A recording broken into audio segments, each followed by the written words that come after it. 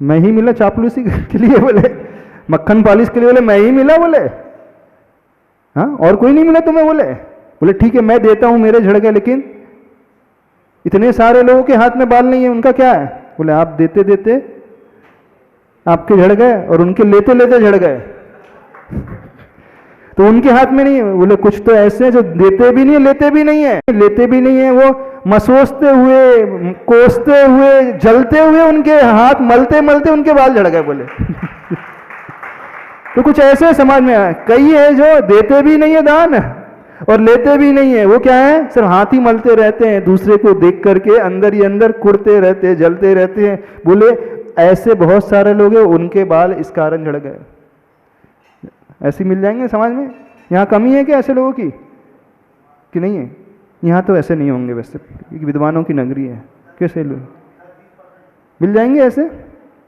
तो खास कर बड़ी अनुकंपा करके हम कह रहे हैं उन लोगों से, बड़ी दया करके आचार्य भगवान कहते हैं उन लोगों से जो स्वयं वर्तमान में सक्षम नहीं है, दे नहीं पा रहे हैं, तो कभी भी किसी दाता को कोसना मत, बिल्कुल मत कोसना, कभी उसे डिमोटिवेट बिल्कुल नहीं करना। नहीं है तो आज इतना है, भविष्य में उससे भी वंचित हो जाओगे, ये नियम है, मान करके चलना।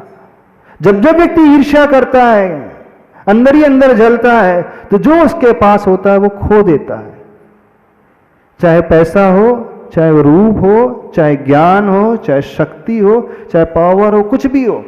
आप दूसरे को देख करके ईर्ष्या कर रहे हो तो नियम से उसे खो दोगे जो है, और वर्तमान में जो तो मिला ठीक है, भविष्य में उससे भी गईवती स्थिति हो जाएगी। तो बड़ी अनुकंपा करके उनके लिए कह रहे हैं, यदि आपके पास सामर्थ्य नहीं है तो कोई चिंता नहीं करना, क्योंकि हमारे यहाँ कृत, कारित और अनुमोदना 3 प्रकार बताए हैं। नहीं है सामर्थ्य तो अनुमोदना करना सीखो, और अनुमोदना भी नहीं कर सकते तो कम से कम जलो तो नहीं, उन्हें कोसो तो मत, उन्हें हतोत्साहित तो मत करो। यदि आप हतोत्साहित कर रहे हो तो नियम से मानना फटेहाल हो जाओगे। उनको देख करके बड़ा दुख होता है कि क्यों अपनी गरीबी को आमंत्रित कर रहे हैं लोग अननेसेसरीली। कई मिल जाएंगे, बहुत सारे ऐसे मिल जाएंगे। जैसे कोई बोली ले लेना, बेवकूफ बन गया, इसने सौधर्म की बोली ले ली, 1 करोड़ से नीचे आ गया बोले तो, महाराज जी के उपदेश को सुनकर 3 करोड़ की 5 करोड़ की बोली ले ली। अरे ये भी कोई जरूरी था? क्या आवश्यकता थी मंदिर में 5 करोड़ देने की? इससे अच्छा किसी हॉस्पिटल में दे देता, देखना फिर क्या बोलते, इससे अच्छा किसी अनाथालय में जाके दे देता, इससे अच्छा किसी गरीब को दे देता। अरे उसने दिया तो है, आप क्या कर रहे हो ये तो बताओ। तो अनुमोदना करना सीखो, क्योंकि श्रावक का कल्याण 2 ही से होता है, दान और पूजा। 2 ही चीजें उसके पास रास्ते, उसके अलावा कोई रास्ता नहीं उसके कल्याण करने के लिए, उद्धार करने के लिए। देखना जितने भी बहुत बड़े बड़े लोग आपको मिलेंगे अच्छे, भले ही वो मंदिर न भी आते हों, इवन वो जैन धर्म को न भी मानते हों, लेकिन एक उनके भीतर खासियत रहती है, वो सेवा भाव बहुत करते हैं।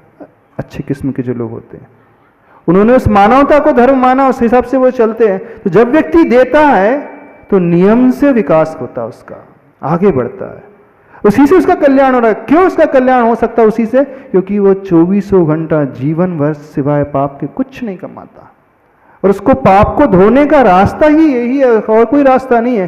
तो जितना वो गुणानुवाद करेगा, प्रभु का पूजन करेगा, और जितना ही देना सीखेगा, दान देना सीखेगा, उतना ही वो आगे बढ़ेगा। और आपकी सामर्थ्य नहीं है तो अनुमोदना करना सीखो, अनुमोदना से भी आप आगे बढ़ जाओगे।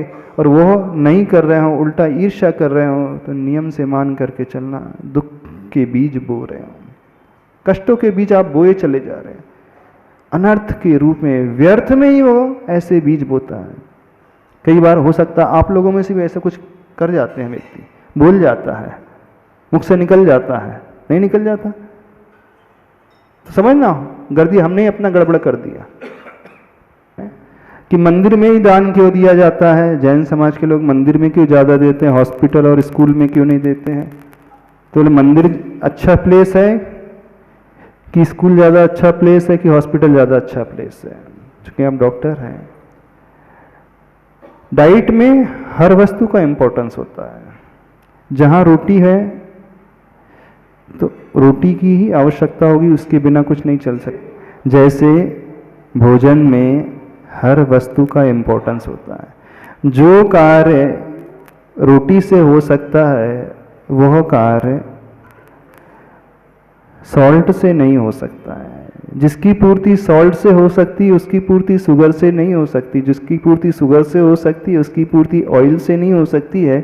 तो जैसे डाइट पूरी बैलेंस होना चाहिए, हम किसी को निगलेक्ट नहीं कर सकते, ये नहीं कह सकते कि ये ज़्यादा अच्छा है और ये नहीं है। हर एक का इंपॉर्टेंस बॉडी में होता है, तो जिस समय जिसकी आवश्यकता है वो दी जानी चाहिए। ऐसे ही दान में हर एक का इंपॉर्टेंस होता है। यदि समाज के किसी गरीब को ऊपर उठाने की आवश्यकता है तो पहले उस समय उस क्षेत्र में आकर के दीजिए। किसी को इलाज की आवश्यकता है, उस समय आप कहो कि मैं मंदिर में दूंगा, नहीं, उस समय पहले इलाज कराइए। तो बैलेंस बनाना सीखो। और ऐसा नहीं है कि जैन धर्म में मात्र मंदिर में ही दान देने की प्रेरणा दी जाती है। आचार्य भगवान ने बहुत सारी प्रेरणा दी है। आचार्य भगवान के आशीर्वाद से भाग्योदय हॉस्पिटल चल रहा है, पूर्णायु चल रहा है। आचार्य भगवान के आशीर्वाद से शिक्षा के क्षेत्र में 5-5, 6-6 प्रतिभा स्थली चल रही है। आचार्य भगवान के आशीर्वाद से गरीबों के कल्याण के लिए बहुत सारी सोशल एक्टिविटीज चल रही हैं, पूरी मैत्री हथकरघा जैसी, शांतिधारा दुग्ध योजना जैसी। तो आचार्य भगवान तो पूरा सर्वांगीण पूर्ण रूप से, और आचार्य भगवान के आशीर्वाद से बहुत सारे क्षेत्रों का भी निर्माण चल रहा है। तो ऐसा नहीं आचार्य भगवान ने सिर्फ मंदिर में ही दान देने की प्रेरणा दी है कभी भी। अभयदान के क्षेत्र में इतनी सारी गौशालाएं इस देश में चल रही हैं, लगभग 160 से अधिक गौशालाएं। पूरे देश में सबसे ज्यादा यदि पशुओं की रक्षा होती है तो दयोदय पशु संवर्धन क्षेत्र में होती है। वो गुरुदेव के आशीर्वाद से अभयदान चल रहा है। तो आचार्य भगवान ने तो हर क्षेत्र में दान देने की प्रेरणा दी है, और सबसे ज्यादा दान उन्हीं के आशीर्वाद से निकल रहा है, हर क्षेत्र में निकल रहा है। तो ऐसा नहीं है कि जैनों के यहाँ मात्र मंदिर निर्माण और मंदिर के लिए ही दान देने के लिए कहा है। जहां आवश्यकता है तो वहां दान देना चाहिए, क्योंकि दान 4 प्रकार के हैं: आहार दान, औषध दान, अभय दान, ज्ञान दान। तो जहां जिस क्षेत्र में जिस चीज की आवश्यकता है उस समय वो दे, दूसरे को निगलेक्ट नहीं करना है। पर देखने में आ जाता है कि मंदिर में, क्योंकि मंदिर में उसकी भावना बहुत जल्दी प्रभु भक्ति से जुड़ जाती है। मंदिर भी उतने ही आवश्यक हैं जितने आवश्यक हॉस्पिटल और शिक्षा क्षेत्र, स्कूल, कॉलेजेस हैं। यदि मंदिर ना हो तो व्यक्ति को संस्कार नहीं मिल सकते, वो कॉलेज रोज नहीं जा सकता। समाज का वो वृद्ध वर्ग, महिला वर्ग है, पुरुष वर्ग है, वो डेली किसी स्कूल में नहीं जा सकता, लेकिन मंदिर आएगा, प्रभु की पूजा करेगा, स्वाध्याय करेगा, उपदेश का श्रवण करेगा, तो उसे यहीं से प्रेरणा मिलती है कि धर्म क्या होना चाहिए। तो इस कारण मंदिर को सबसे ज्यादा इंपॉर्टेंस दिया है। यहाँ है आकर के जो सीख सकता है वो अन्य क्षेत्र में नहीं सीख सकता। अन्य क्षेत्र में व्यक्ति विशेष जो होते हैं, एक्सेप्शन, वो सीख सकते हैं। लेकिन जब कॉमन पीपल की हम बात करें, सामान्य जनता की हम बात करें, तो एक मंदिर ही ऐसा स्थान होता है जहाँ बहुत इजीली वो डिवोटी हो जाता है, समर्पण उसको आ जाता है, समर्पण की भाषा वो सीख सकता है, और यहाँ से वो सीखना प्रारंभ कर देता है तो हर क्षेत्र में जाकर के वो आगे बढ़ जाता है। इसलिए मंदिर को प्राथमिकता दी जाती है, बाकी क्षेत्र को निगलेक्ट नहीं किया जा रहा है, लेकिन यथा अवसर यथा योग्य उनको भी प्रमोट किया जाता है। इस बात को लेने के चले। हाँ, तो हम क्या कह रहे थे? हाँ, दान जो है दे, गुल्लक को देखे मंदिर में आकर के, हमने ये शुरुआत करी थी। तो सबसे पहले गुल्लक को देखना नहीं है, गुल्लक में कुछ दाना डालना है, और वो इसलिए डालना है कि वहाँ से समर्पण की शिक्षा मिलती है। वहाँ पैसे की बात ही नहीं है। दूसरा एस्पेक्ट तुरंत नजर आता है, पैसे की बात आ गई महाराज जी मंदिर में। कई लोग कहते हैं कि महाराज जी लोग बोली लगा करके शांति धारा क्यों करवाते हैं, यानी भगवान के अभिषेक में भी टैक्स लग गया। क्या उपमा देते? भगवान का अभिषेक भी करना है तो उसमें भी टैक्स। बोली को क्या बोलने लगे? वो टैक्स। वहां बोली की, यानी आपके मन में ये प्रश्न उठ रहा है तो आपने अभी धर्म को समझा ही नहीं। गुरुदेव की भावना कभी ये नहीं रही है कि आप टैक्स दो, क्योंकि शांति धारा की जो परंपरा मुख्य रूप से जीवंत यदि किसने किया है तो पूज्यवर सुधा सागर महाराज जी के आशीर्वाद से। पूरे देश में, पूरी दुनिया में शांति धारा के प्रति जो रुझान जागा है, समर्पण जागा है, भक्ति जागी है, तो उन्हीं के हैं। महाराज जी की बात करें, हम तो कभी ये बोलते ही नहीं, आप बोली लो। बोली के लिए कहा ही नहीं जा रहा है, किसके लिए समझाया जा रहा है? आपको धर्म कब फलेगा? जब आप समर्पित होगे। और समर्पण तब आता है जब व्यक्ति कुछ दे करके करता है। बिना दिए करेगा, खाली हाथ करेगा तो उसके भाव पैदा ही नहीं होंगे अच्छे। जल रखा है, कलश उठ लिया उसने, भरा और डाल दिया। जैसे कहीं जाकर के नहलाया जाता है ना किसी पत्थर विशेष को, वहां से नदी से जल लाओ और डाल के चले जाओ, उससे कुछ होता ही नहीं है। कौन सा अभिषेक फलेगा, कौन सी शांति धारा फलेगी? जिसके प्रति, जिसके मन में विशुद्धि जागेगी, समर्पण का भाव जागेगा। और वो कब जागता है? जब हम कुछ छोड़ते हैं। वो बात पैसे की नहीं है, आप कुछ समर्पण करना सीखो। आपको जिससे सबसे अधिक मोह है वो छोड़ के करोगे तो फलेगा। ये आपको सबसे ज्यादा मोह गुटखे का है, गुटखे के बिना आप जीवित नहीं रह सकते। जो लोग भी हैं, हम कहते हैं उनको शांति धारा फल जाएगी। कैसे फलेगी? गुटखे का त्याग करके शांति धारा करो, बहुत फल जाएगा। हम करो, जीवन भर याद रखोगे। मैंने शांति धारा कैसे की थी? गुटखे का त्याग करके शांति धारा की थी। मेरी सबसे प्रिय वस्तु गुटखा थी। सुनो, समझ में आ रही बात? तो समझा देना लोगों को, तुम्हारे लिए नहीं बोल रहे। हाँ, उन लोगों को समझा देना, क्योंकि सबसे ज्यादा उसका राग किससे था? गुटखे से था। अब वो गुटखे को, अपनी सबसे प्रिय वस्तु को छोड़ रहा है, तो उसके भाव अलग ही प्रकार के पैदा होंगे। आप कर लो कि आज मैं शांति धारा इस कारण कर रहा हूं कि आज का दिन मेरे जीवन का सबसे बढ़िया दिन है।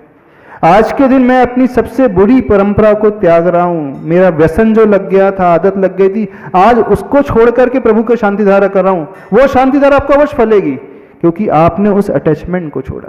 किसी को पीने की आदत है, मान लीजिए XYZ कोई भी है, वो शांति धारा करना चाहता है, हम करें मत करो बोली लेकर के, बिल्कुल नहीं करो। आप ये संकल्प लेकर करो, आज मैं शराब का त्याग कर रहा हूं। बस शराब के त्याग के प्रति जो मेरा आकर्षण था, मेरा मोह था, उसको छोड़ रहा हूं और उसको छोड़ करके अभिषेक कर रहा हूं। वो अभिषेक आपको फल जाएगा। क्यों? क्योंकि आपने सबसे ज्यादा मोह का त्याग किया है। जो अटैचमेंट था वो छूटा है और उसके माध्यम से विशुद्धि पैदा हुई है। तो विशुद्धि को लाने के लिए कहा जाता है। अब सभी लोग गुटखे नहीं खाते हैं, जो रोज अभिषेक करते गुटखे तो खाते ही नहीं होंगे, है ना? जो रोज शांति धारा कर रहे होंगे, रोज पूजा कर रहे होंगे, पीते तो होंगे ही नहीं।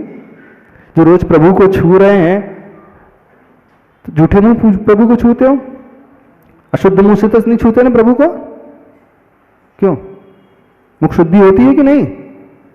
और मुख शुद्धि किससे होती है? उसमें कुछ भी अभक्ष ना जाए, उसकी मुख शुद्धि मानी जाती है। कुल्ला करने से अकेले नहीं होती मुख शुद्धि। ध्यान से सुनना, मुख शुद्ध कब माना जाता है? यानी वह जीव तब शुद्ध मानी जाती है, उस जीव में कुछ भी अभक्ष ना जाए, उस जीव में कुछ भी ऐसी वैसी हिंसक वस्तु ना चले जाए जो स्वयं के लिए घातक है, परजीवों के लिए घातक है। तो उसकी शांति धारा, उसका मुख से उच्चारण करना नमोकार, उसका कल्याण मंदिर का उच्चारण करना, उसका भक्तामर का उच्चारण करना सही माना जाएगा। तो यहाँ के जितने लोग हैं भगवान को छूते होंगे, भगवान की जयकारा बोलते हो, तो साफ मुख से करते हो कि नहीं? साफ मुख से ना, कुछ उसमें यदवत तो भर करके तो नहीं है? नहीं महाराज जी, उस समय तो कुल्ला करके आ जाते हैं। जब अभिषेक करने आते हैं उस समय तो कुल्ला करके आ जाते हैं, मुख का सब निकाल करके आ जाते हैं, उस समय तो साफ हो जाता है। नहीं, आप जो मुख में भर रहे हो अशुद्ध, उसे छोड़ करके देखो, तब आपकी मूल रूप से मुख शुद्धि मानी जाएगी। फिर वह शांति धारा आपको फलेगी, बिल्कुल फलेगी।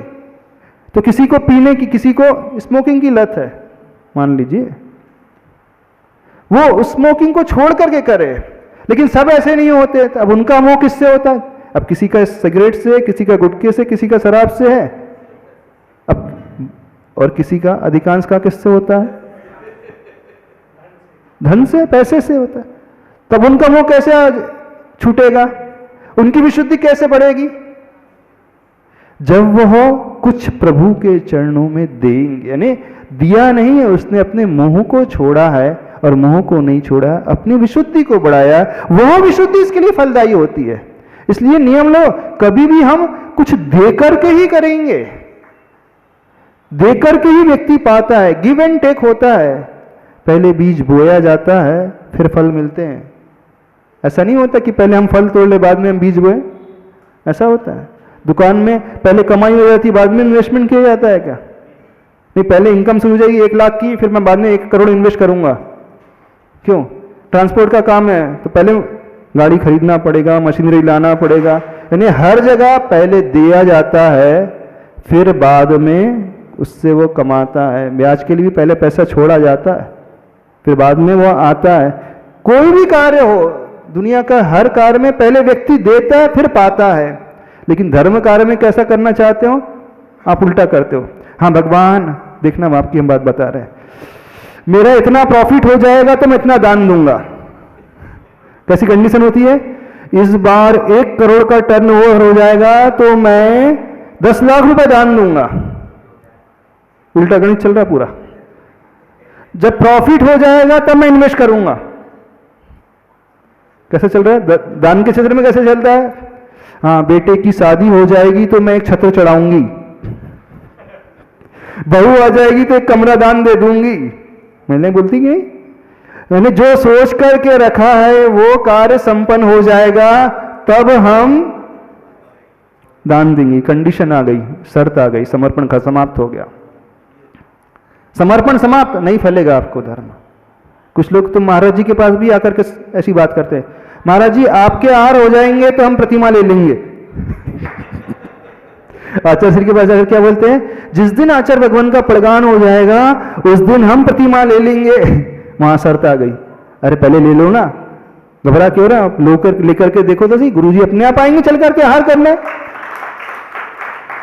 शर्त की बात नहीं है, समर्पण की बात है।